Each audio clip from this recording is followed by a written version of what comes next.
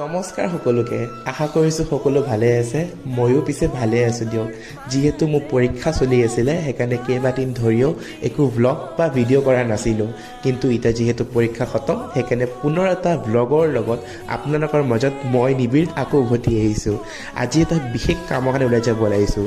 যিহেতু ঋতুটো হৈছে শৰৎ আৰু মাহটো হৈছে আঘোণ আৰু বতৰটোৱে হৈছে ৰাসৰ যদি ৰাস চাব নাযাওঁ তেনেহ'লে কেনেকৈনো হ'ব কওকচোন নলবাৰীৰ ৰাস সকলোৱে চিনি পায় আৰু সকলোৰে চিনাকি কিন্তু নগাঁৱতনো কেনেকৈ ৰাস উদযাপন কৰা হয় সেইটো চাবলৈ বুলি আমি ওলালোঁ আজি ৰহাৰ যোনখন ল'ৰা ৰাসটো সেইখন বোলে বিৰাটে নাম জ্বলা আৰু যিহেতু ৰাসখন আৰম্ভ হোৱাৰ আগতে আমি গৈ পাব লাগিব